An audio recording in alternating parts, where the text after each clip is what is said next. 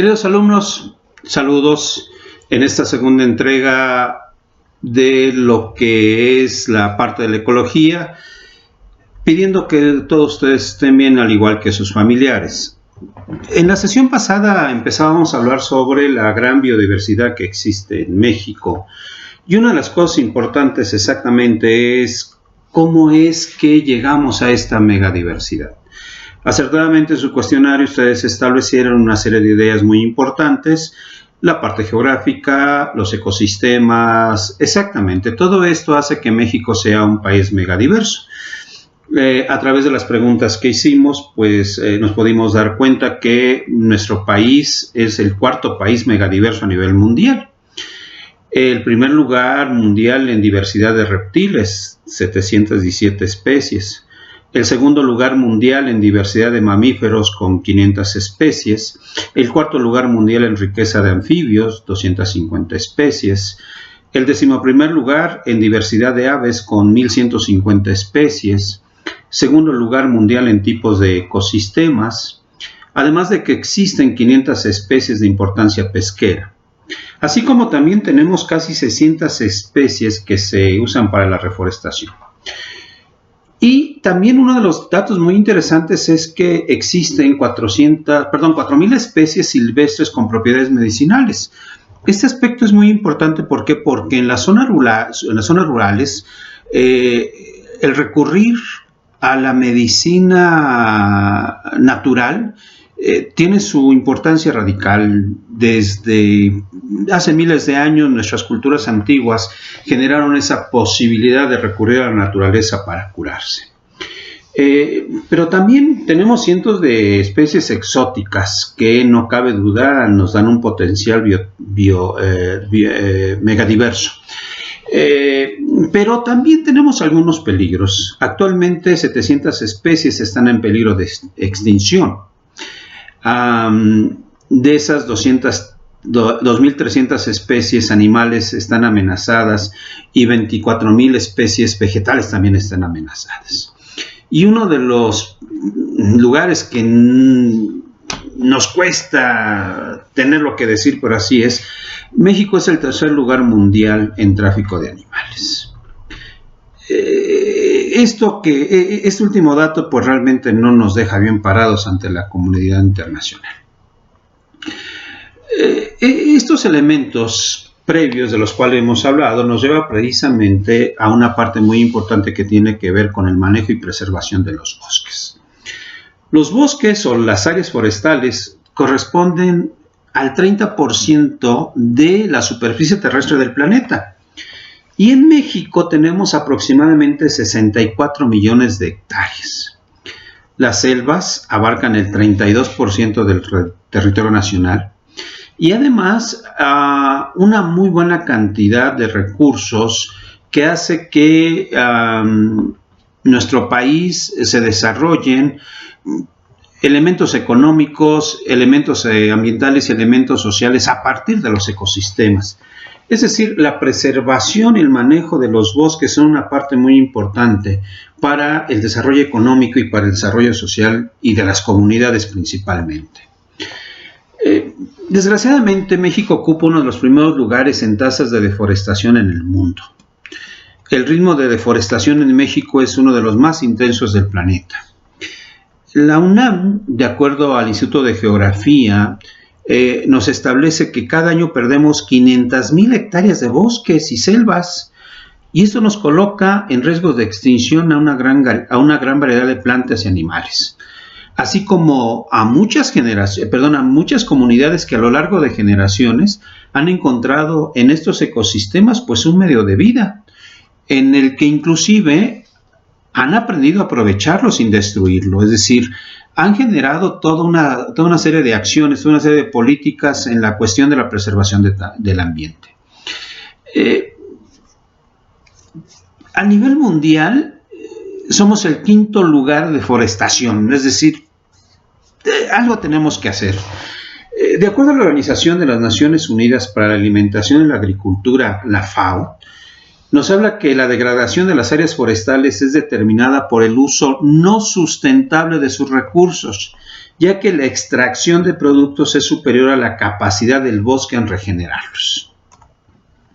Por lo tanto, la deforestación está asociada a la pobreza, porque la degradación de los bosques y selvas son una manifestación de agotamiento de los recursos a los cuales tienen acceso las personas que normalmente son gente pobre.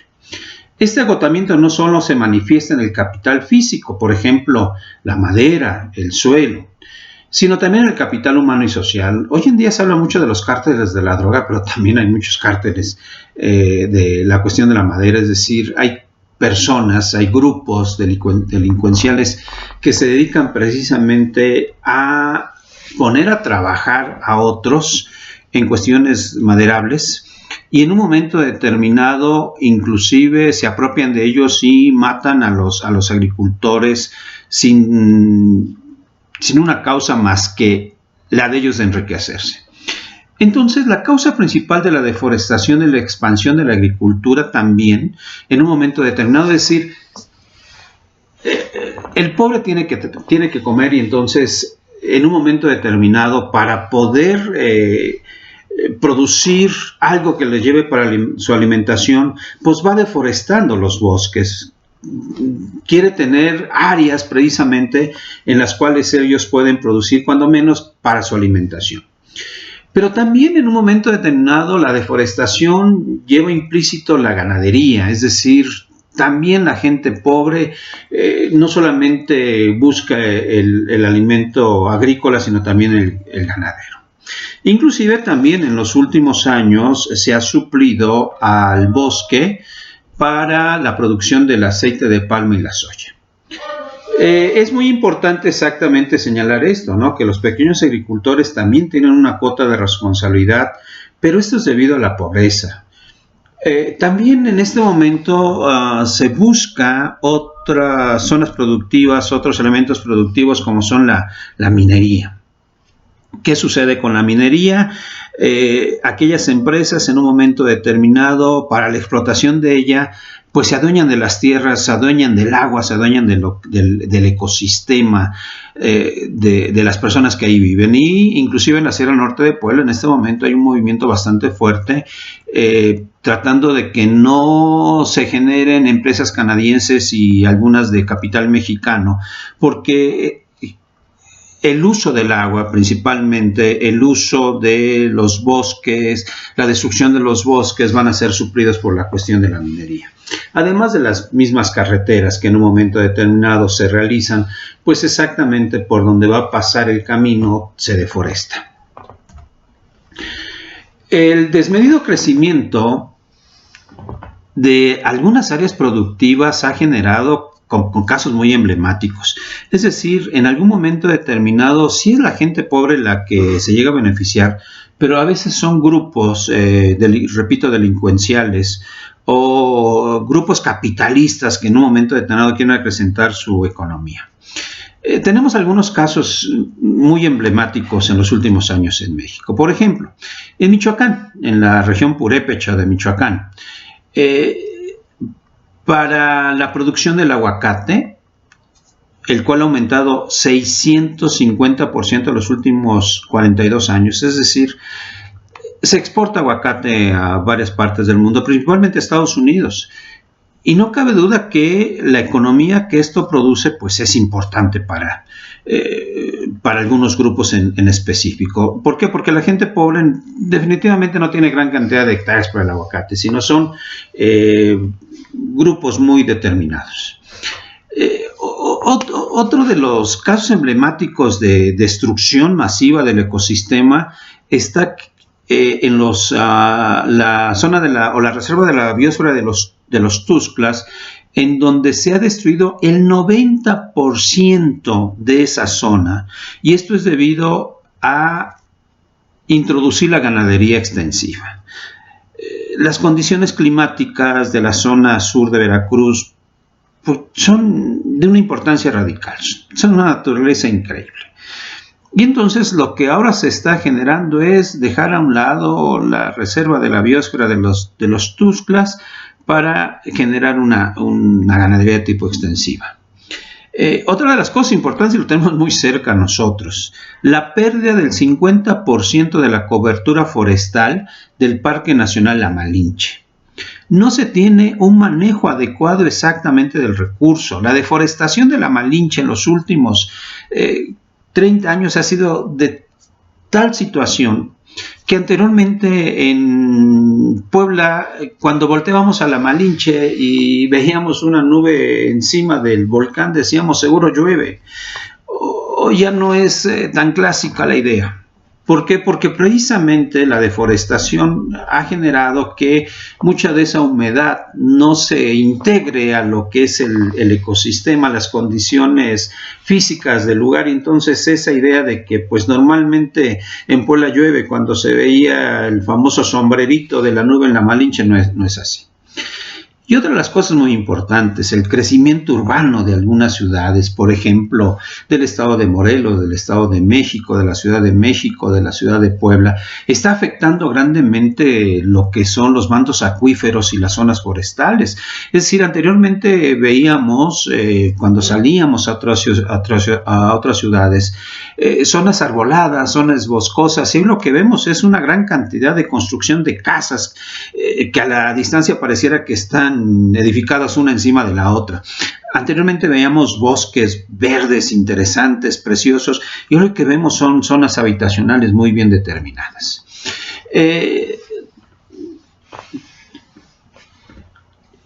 Otros elementos muy importantes que también debemos de establecer es que pues tenemos que evidenciar algunos estados que definitivamente en el ámbito de la preservación del ambiente no se hace nada. Entre otros está el estado de Puebla, el estado de Jalisco, el estado de Morelos, el estado de Querétaro, el estado de Guanajuato, de Nuevo León, Aguascalientes, Chihuahua. Fíjense que hay detalles que son muy importantes. Por ejemplo, a menos de 10 meses de haber plantado, o sea, se plantan árboles para la reforestación, que es una de las políticas del gobierno. El 26% de esos árboles plantados están en malas condiciones. ¿Por qué? Porque a veces se plantan árboles que están marchitos o ya están enfermos. Y una de las cuestiones importantes es que no se emplean especies nativas en esas entidades, o que las plantas están en malas condiciones al momento de la reforestación. En algún momento determinado yo les hacía este comentario en clase. En algunas calles de la ciudad de Puebla, cuando circulamos en el auto, de pronto encontramos como que algunas elevaciones en el terreno y el mismo auto se levanta y se levanta y se levanta y uno dice, pues no son baches. No, plantaron árboles que no son endémicos, que no son propios del uso del suelo, y entonces las raíces lo que levantan es el pavimento. Es decir, pareciera ser que la reforestación es la meta. Sí, claro que es la meta, pero tiene que tener ciertas condiciones físicas muy propias, repito, de acuerdo al suelo. Otra de las cosas importantes es que a veces reforestamos en periodos que no son adecuados para la supervivencia, es decir, que se necesita un tiempo y un espacio determinado para ello.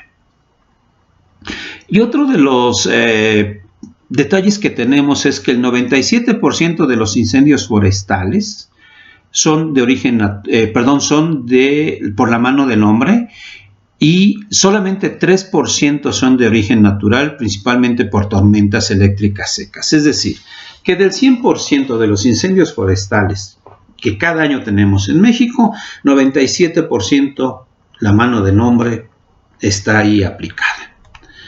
En síntesis, ¿los bosques son fundamentales para el funcionamiento de la Tierra? Sí. ¿Retienen vastas cantidades de carbono y liberan oxígeno? También. ¿Influyen en las lluvias? ¿Hacen que se filtre el agua dulce? ¿Evitan las inundaciones? ¿Previenen la erosión del suelo? Y una de las cuestiones muy importantes es que estos elementos, estos bosques, producen alimentos naturales, leñas, medicinas, que van a beneficiar a las personas que moran en ella o en sus alrededores. Entonces, una de las cuestiones importantes es cómo manejar los recursos forestales y su manejo. Entonces, una de las prácticas importantes es disminuir la deforestación. ¿Por qué? Porque en un momento determinado, si no disminuimos la deforestación, la cantidad y la calidad de los acuíferos y los cuerpos superficiales de las aguas se van a reducir notablemente. ¿Hay una disminución y una fragmentación de los recursos forestales por causa de los incendios? Sí. ¿Qué llega a suceder? Una situación en la cual, si no nos damos cuenta de lo que estamos haciendo todos, se hará esa idea de que para el 2050 nuestro planeta va a estar en una crisis planetaria es muy cierto. Es decir, nos estamos acercando, nos quedan 30 años si no hacemos exactamente algo para el manejo de los recursos forestales. Entonces, creo que una de las partes importantes tiene que ver con cómo proteger las especies silvestres. Miren, cada 3 de marzo se conmemora el Día Mundial de la Vida Silvestre, que de acuerdo a la Organización de las Naciones Unidas lo ha establecido como una fecha para celebrar la belleza y la variedad de la flora y la fauna salvajes, así como crear condiciones acerca de la multitud de beneficios en la conservación de estas formas de vida para la humanidad. Entonces, en México entendemos que la vida silvestre constituye un patrimonio de incalculable valor. El objetivo de la Política Nacional en materia de vida silvestre y su hábitat es la protección y conservación mediante esquemas de aprovechamiento sustentable.